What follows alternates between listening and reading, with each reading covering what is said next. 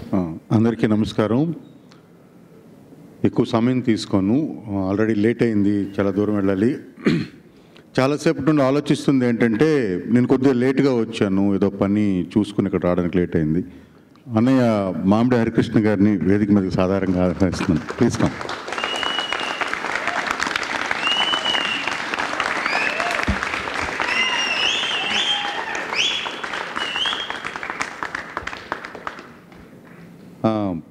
Sridevi soda centre ఈ మధ్యన release అయింది. సినిమా బాగుందా బాగాలేదా పక్కన పెడితే, సినిమా థియేటర్లకి జనం రావడం చాలా కష్టం అనే విషయం రిలీజ్ అయిన తర్వాతే అర్థమైంది. అంటే కరోనా సంక్షోభంలో ఉన్నాం. అలాంటిది ఇక్కడికి వస్తే సీట్ లేదు. మెర్సీ గారికి కాల్ చేస్తే మాకు వెనకాతల 2 సీట్లను అరేంజ్ చేస్తే నేను షఫీ గారు అక్కడ కూర్చొని చూసాం. ఎంత ఆనందం వేసిందంటే, నేను మెడ్రాస్లో పనిచేసినప్పుడు వైజీ మహేంద్రన్ గారు, తర్వాత ఎస్వి శేఖర్ గారి నాటకాలు 500 రూపాయలు 2007, 2008 టైంలోకే 500, 600 రూపాయలు టికెట్లు పెట్టి ఎప్పుడు ఆడిటోరియంస్ ఫుల్గా ఉండేవి అక్కడ. అలాంటి సందర్భం అసలు తెలుగు నాటకానికి ఉందా అన్న ఇది ఉండేది. 2 రోజుల క్రిందట వరకు ప్రదర్శితమైన మహమ్మద్ ఖదీర్ బాబు గారి నాటకం అక్కడ రంగభూమిలో న్యూ బాంబే టైలర్స్ 2వసారి ప్రదర్శిస్తే 2 సార్లు హౌస్ఫుల్ అయింది. ఇక్కడికి వస్తే ఇక్కడ హౌస్ఫుల్ అయింది. యాక్చువల్గా తెలుగు వాళ్ళకి నాటకానికి చాలా అవినాభావ సంబంధం ఉంది. మన పద్య నాటకాలు కానీ, మన సాంఘిక నాటకాలు కానీ వేరే ఏ భాషలో కూడా లేవు, భారతీయ భాషల్లో.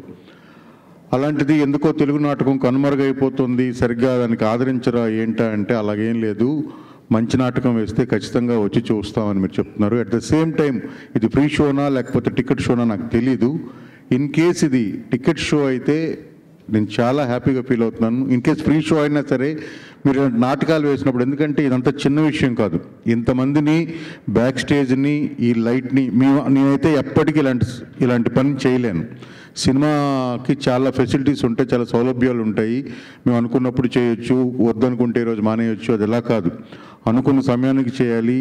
ఎక్కడ ఒక చిన్న తప్పు జరిగినా సరే నాటకం మొత్తం పాడవుతుంది. అలా ఏం లేకుండా ఇంతమంది కోఆర్డినేషన్తో, ఇంతమంది ఆర్టిస్టులతో అంతా చేయడం అనేది ఆషామాషి విషయం కాదు. ఇలాంటివన్నీ రెగ్యులర్గా జరగాలి. మరింతమంది నటులు రావాలంటే, నేను పలాసలో పరిచయం చేసిన తిరువీర్ కానీ, లక్ష్మణ్ కానీ వీళ్ళంతా కూడా నేను ఒక నాటకానికి వెళ్ళి ఆ నాటకాన్ని చూసి అందులోంచి వాళ్ళని ఎంపిక చేసుకున్నాను. సో చాలా మంచి నటులు ఉన్నారు. ఆ నటులందరికీ రెగ్యులర్గా వాళ్ళకు ఒక ఇన్కము, వాళ్ళు పనిచేసే పనికి గుర్తింపు కావాలంటే మీలాంటి వాళ్ళంతా ఎక్కువ మంది నాటకాన్ని ప్రోత్సహించాలి. థియేటర్ అనేది చాలా కనుమరుగైపోతుందన్న భయాన్ని మీరు పోగొట్టి వాళ్ళందరికీ భరోసా ఇవ్వాలని మనస్ఫూర్తిగా కోరుకుంటున్నాను. అలాగే ఇందులో చేసిన వాళ్ళందరినీ నేను అభినందిస్తున్నాను, అందరినీ చూశాను. బట్ నా ఫేవరెట్ యాక్టర్లో ఒకరు ఉన్నారు, నేను గమనించిన వరకు అతను నేను పర్సనల్గా అభినందించాలనుకున్నాను. పిల్లి వేషం వేయడం అంత ఈజీ కాదు. Please come.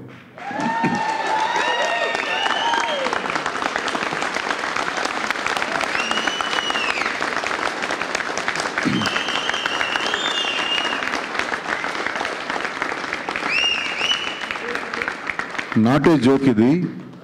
అంటే మనిషిగా నటించడం వేరు, స్టేజ్ పైన అతను కాసేపటికి అంటే మీరు ఆయన వచ్చి వెళ్ళిన ప్రతిసారి చప్పట్లు కొడుతూనే ఉన్నారు. ఆయన పిల్లని మీరు నమ్మారు, ఆయన నమ్మించాడు, అందుకని ఆయన అభినందిస్తున్నాను. సో ఒక నటుడు అంత బాగా లీనమై నటించడం అంటే, యాక్టింగ్ వర్క్షాప్లో నాకు తెలిసి ఫస్ట్ జంతువుల్లో బిహేవ్ చేయడం నేర్పిస్తారు. అది చాలామంది ఎందుకు అని అంటారు. మేము యాక్టింగ్ వచ్చాం కదా, ఫస్ట్ మాకు ఫైట్లు నేర్పించండి, లేకపోతే ఇదిగో భూమి మీద కాలు పెడితే దుమ్మెలా లేస్తే చెప్పండి, ఇలాంటివి అడుగుతారు. అది కాకుండా యానిమల్ బిహేవియర్ కూడా నేర్పిస్తారు. అది చాలా చక్కగా చేశాడు, ఆయన నేను అభినందిస్తున్నాను.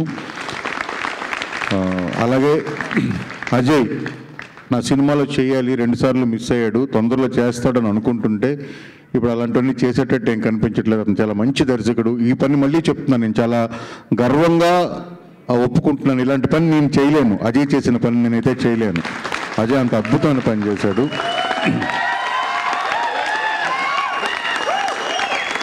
అలాగే మెర్సీ అంటే సాహిత్య అకాడమీ అవార్డు పొందిన ఒక కవయిత్రి, మన మధ్యన చాలా సాధారణంగా ఆమె తిరుగుతుంటుంది. ఆమె కవితలు కానీ, ఎందుకంటే మేమంతా కూడా రైటింగ్లో కలీగ్స్. నేను సినిమాల్లోకి రాకముందు నుండి మెర్సీ నాకు తెలుసు. సో ఈరోజు ఒక మిత్రుడిగా వచ్చాను. ఇక్కడ డైరెక్టర్ హోదా అసలు అంతా ఏమీ లేదు. నేను మిత్రుడిగా వచ్చాను.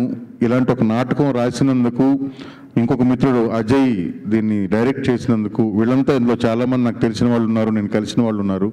వాళ్ళందరినీ మీరందరూ ఆశీర్వదించారు. నాటకాన్ని బ్రతికించండి.